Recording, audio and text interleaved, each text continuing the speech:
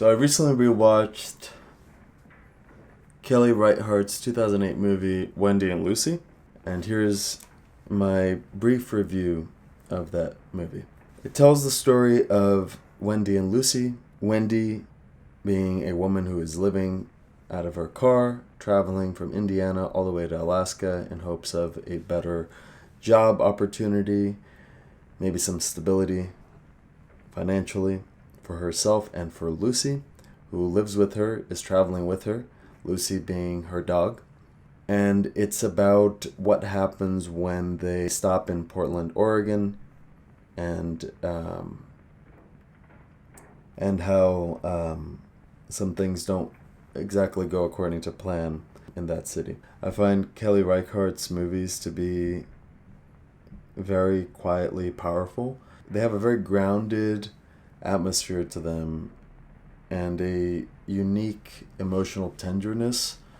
This movie is her third feature. It comes after River of Grass and Old Joy, and it kind of showcases a really focused effort by Reichardt at this point in her career, where she had done a movie that was very dynamic and multifaceted in River of Grass, and then Old Joy, her next movie, being sort of the opposite of that in terms of dynamics. It's a movie that is much quieter, much slower, more meandering than River of Grass. It's a very rewatchable movie, I think, but it does feel a bit unbalanced, as does River of Grass.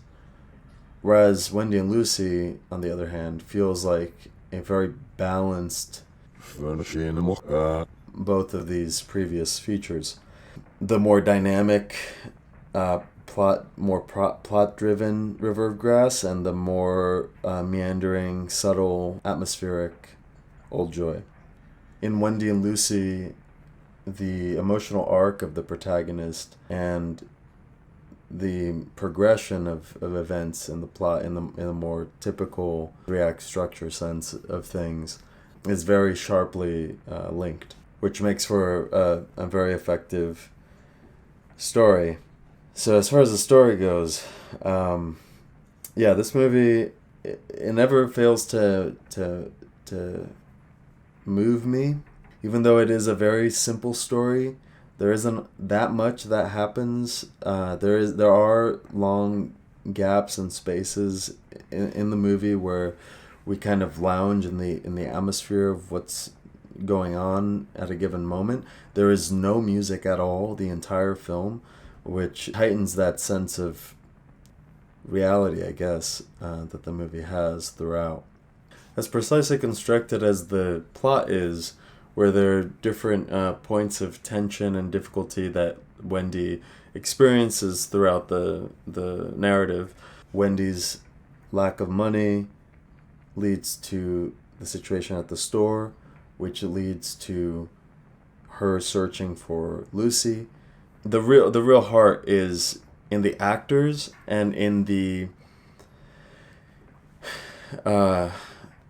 connection that Wendy has with Lucy.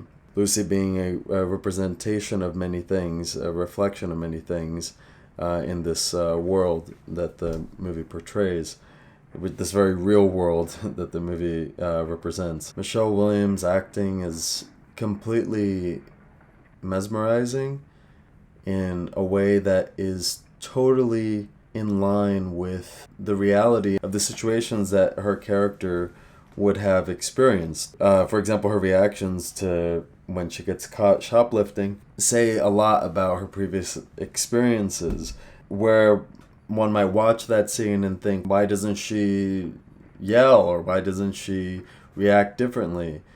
The answer to that question, I think, says a lot about her character and what she has already been through and why she chooses to act and react in the way that she does. She is always playing it more subtle instead of playing her scenes in a showy way, in any way, in terms of a flashiness. It is a very grounded, very human performance that reveals a lot about the backstory of this character without relying on any exposition or dialogue even. Speaking of the acting, every actor in this movie is so strong, and their performances are so real, and they have so many idiosyncrasies. All of them, all the characters. There's one woman that is off screen at the police station that is absolutely atrocious. That is the only exception that I can think of. Yeah, everybody is on the top of their game in this movie. Michelle Williams, of course, especially. Every side character has moments of such earnest, naturalistic reactions in their scenes, or tics or subtle moments that make their appearance shine. That's, I think, really a testament to the strength of Kelly Reichardt's directing, which is extraordinary in this movie. She opts for a very practical approach to the cinematography and how information gets revealed. But even in that style, in a movie that has no music, she's able to create some slightly surreal moments where the atmosphere that is quite grounded does become entrancing in a way that feels heightened, as if it was something that was going on inside of Wendy's mind. After the midpoint, it's about 2/3 into the movie, when she already has the phone number of the security guard, and she is sort of wandering, looking for Lucy. There is a type of repetitiveness in that section that becomes very abstract. There's a moment where she sort of wanders past a backyard, and it's such a small moment, and there's just something about the way that the shot lingers there that is really interesting, and it kind of it seems to visually foreshadow or match the moment that would be in the reverse side of that backyard at the end. It's very deliberate staging, but it's also very subtle. Also in this section is when she wanders into the woods, walking through those train tracks where she was walking with and playing with Lucy in the opening of the movie. That symbolism of the trains and the connection between the wild nature and the constructed social structure is representative of one of the main themes of this movie, of what does it mean to live freely, or what is the cost of living. Like the security guard says at one point, you can't get an address without an address, you can't get a job without a job. When she wanders into nature where there is no address, there is no job, there is a freedom in nature that is represented by the beauty that we see and the freedom of playing with Lucy that she has, and there's a joy there, and she's humming too, which is the only music in the movie. Those moments which is humming are very deliberately placed too. So there is the beauty of nature, but then there's another side to it that it seems to have been corrupted with these train lines running through it, seemingly right into the middle of the woods. The people that she encounters out there in the wilderness seem to be a bit overloaded by the intensity of nature, or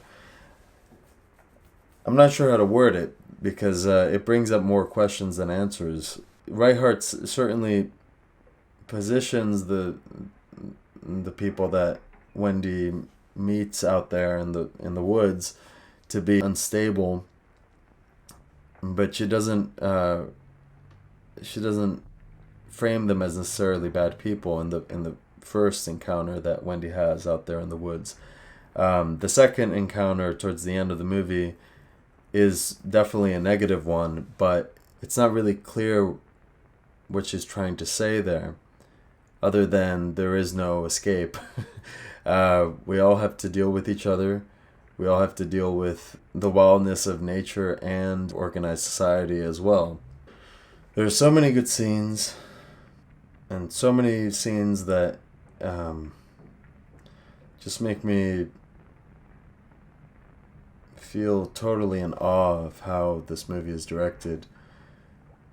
I think the biggest highlight for me in terms of direction being the climax of the movie, when Wendy is sleeping up near a cliff looking down at the train tracks,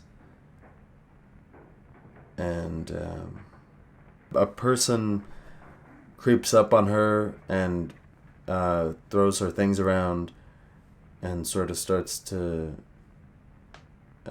intimidate her, and is basically just standing over her, and it's pretty terrifying.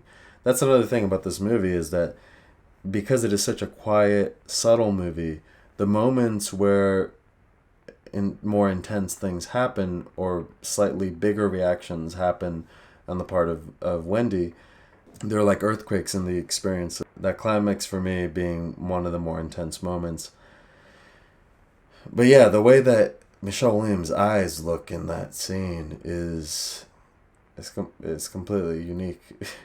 The way that she reacts with her eyes, and her eyes are tearing up in that scene, is so terrifying and affecting. It is, yeah, it's kind of hard to put into words, but it is amazing. And I'm very curious what the process was for preparing for that scene, for her as an actor, and what the direction was there, because it is such a specific reaction, and it really does feel like a culmination of the internal abstractions that have been sprinkled throughout the movie up until that point, and the external reaction or non-reaction that Wendy has had throughout the movie. Yeah, incredibly tense and scary, and then it's followed by a big release with her in the bathroom of the gas station. When there is something very intensely negative that happens, there's always a small victory that follows it. There's always dynamics in that sense that are going throughout the whole story, which keep it moving, keep it interesting, even if it's at a slower pace sometimes. The ending completely rips my heart to shreds every time. The scene where there's an exchange of $7 given to Wendy, it really destroys me. I cannot watch that scene without crying. It is really something. And like many things in this movie, it works very well as a cumulative experience of the plot and of the story.